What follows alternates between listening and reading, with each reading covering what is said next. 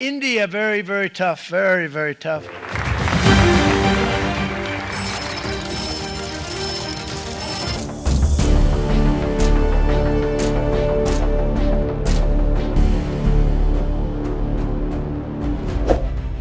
America एक और recession के एज पर खड़ा है। मार्च 2025 में कंज्यूमर कॉन्फिडेंस इंडेक्स 92.9 तक गिर गया है, जो कि पिछले 12 सालों में सबसे लोएस्ट है। इकोनॉमिक स्लो डाउन सिग्नल्स हर जगह से आ रहे हैं। स्टॉक मार्केट्स वोलेटाइल है, इन्फ्लेशन हाई है और इंटरेस्ट रेट्स अब भी अपर लेवल पर बने हुए हैं। डोनाल्ड ट्रंप की नई टैरिफ पॉलिसीज और इकोनॉमिक स्ट्रैटेजीज ने और ज्यादा अनसर्टेनिटी क्रिएट कर दिया है। क्या ये सब सिग्नल्स एक बड़े फाइनेंशियल क्राइसिस की तरह इंडिकेट कर रहे हैं? इंडिया जैसे डेवलपिंग नेशंस भी इसके इफेक्ट्स महसूस कर रहे हैं।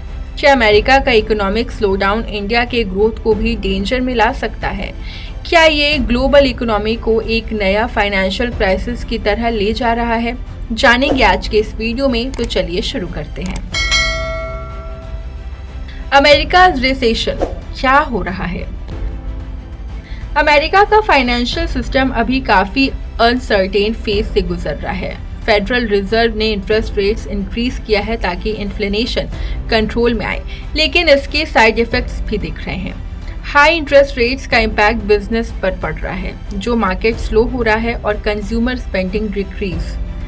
ये सब इंडिकेटर्स एक फाइनेंशियल स्लो डाउन की तरह पॉइंट कर रहे हैं। 2024 की शुरुआत से ही मेजर कंपनीज जैसे गूगल, अमेजॉन और मेटा ने ले-ऑफ्स अनाउंस किए हैं। इसका मतलब है कि कॉरपोरेट सेक्टर में कॉन्फिडेंस लो है और कंपनीज कॉस्ट कटिंग मोड में जा रहा है। हाउसिंग मार्केट भी स्लो हो रहा है क्योंकि हाई इंटरेस्ट रेट्स की वजह से लोग नए घर खरीदने में हेजिटेट कर रहे हैं। इसके अलावा ग्लोबल फैक्टर्स भी अमेरिका की इकोनॉमी को इफेक्ट कर रहे हैं। चाइना और अमेरिका के बीच trade tensions, Russia Ukraine war और ऑयल प्राइसेस में फ्लक्चुएशंस ने मार्केट को और वॉलेटाइल बना दिया है। वॉल स्ट्रीट और फेडरल रिजर्व भी डिवाइडेड हैं कि आने वाले महीनों में इकोनॉमी किस डायरेक्शन में जाएगी। क्या अमेरिका रिसेशन अवॉइड कर पाएगा या एक और फाइनेंशियल क्राइसिस देखने को मिलेगा? इंडिया पर क्या इम्पैक्ट पड़ेगा? India, very, very tough. Very, very tough. The Prime Minister just left. He's a great friend of mine, but I said, you're a friend of mine, but you're not treating us right. They charge us 52%. You have to understand, we charge them almost nothing. India का economy अभी एक strong growth phase में है, लेकिन America की economic slow down से ये completely immune नहीं है। इंडिया के एक्सपोर्ट सेक्टर अमेरिका से डायरेक्टली लिंक्ड है। अगर यूएस में डिमांड कम होती है तो इंडियन एक्सपोर्ट्स पे भी प्रेशर बढ़ सकता है, specially IT services, pharmaceuticals, automobile और टेक्सटाइल इंडस्ट्रीज पर। इंडिया के मेजर आईटी फर्म्स जैसे टीसीएस, इन्फोसिस और विप्रो के क्लाइंट्स अमेरिका में हैं और अगर वहाँ कॉस्ट कटिंग होती है तो इंडिया आईटी सेक्टर पर असर पड़ेगा। स्टॉक मार्केट भी अमेरिका से इन्फ्लुएंस होता है। अगर यूएस मार्केट्स क्रैश करते हैं तो ग्लोबल इन्वेस्टर्स इंडिया से अपने फंड्स निकालना शुरू कर सकते हैं, जो इंडियन रुपी पे प्रेशर डाल सकता है। ऑलरेडी रुपी का डिप्रिसिएशन एक चैलेंज है और अगर उसका इकोनॉमिक क्राइसिस डिपेंड होता है तो इंडिया के फॉरेक्स रिजर्वेशन और ट्रेड बैलेंस पे भी असर पड़ सकता है। इन्वेस्टमेंट और स्टार्टअप इकोसिस्टम भी अफेक्टेड हो सकता है। अमेरिकन वेंचर कैपिटलिस्ट और एंगल इन्वेस्टर्स जो इंडियन स्टार्टअप्स में फंड करते हैं वो रिस्क एवर्स हो सकते हैं या नए इन्वेस्टमेंट रोक सकते हैं। अगर फंडिंग स्लो डाउन होता है तो इंडियन स्टार्टअप्स और यूनिकॉर्न्स के लिए ग्रोथ चैलेंज बन सकती है। इंडिया स्ट्रेंथ्स, क्या हम सेफ हैं? हालांकि इंडिया के पास भी अपने स्ट्रॉन्ग पॉइंट्स हैं। डोमेस्टिक कंजम्पशन ड्रिवन इकोनॉमी होने की वजह से इंडिया का जीडीपी प्राइमरीली इंटरनल डिमांड पे डिपेंड करता है।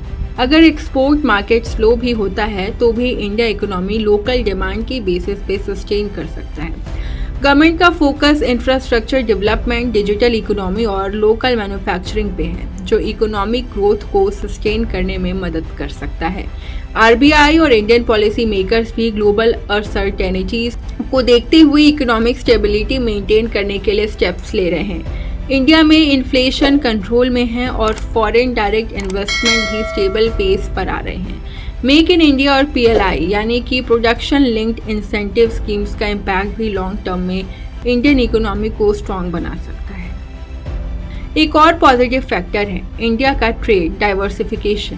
पहले इंडियन इकोनॉमी बहुत ज़्यादा यूएस और यूरोप पे डिपेंडेंट थी, लेकिन अब इंडिया ने मिडिल ईस्ट, अफ्रीका और साउथ ईस्ट एशिया के साथ ट्रेड रिलेशन को स्ट्रॉन्ग करना शुरू किया है। इसका मतलब है कि अगर एक मार्केट में स्लो डाउन होता है तो दूसरे मार्केट से सपोर्ट मिल सकता है। अमेरिका में रिसेशन का फियर रियल है और इसका कुछ इम्पैक्ट इंडिया पे ज़रूर पड़ेगा, लेकिन इंडिया का इकोनॉमी अभी काफ़ी रिजिलियंट दिख रहा है। अगर ग्लोबल रिसेशन और डीप हो जाता है तो इंडिया के लिए चैलेंजेस और बढ़ सकते हैं, लेकिन लॉन्ग टर्म में इंडिया का इकोनॉमिक ग्रोथ काफ़ी स्ट्रॉन्ग दिख रहा है। अगले कुछ महीनों में यूएस इकोनॉमिक पॉलिसीज़ और ग्लोबल फाइनेंशियल मार्केट की मूवमेंट डिटरमाइन करेगी क्या इंडिया को भी इसका प्राइस चुकाना पड़ेगा या हम अपनी ग्रोथ मोमेंटम को सस्टेन कर पाएंगे। आपको क्या लगता है, हमें कमेंट में ज़रूर बताएं। बाकी वीडियो इन्फॉर्मेटिव लगी हो तो लाइक, शेयर एंड सब्सक्राइब करना ना भूलें। Thanks for watching.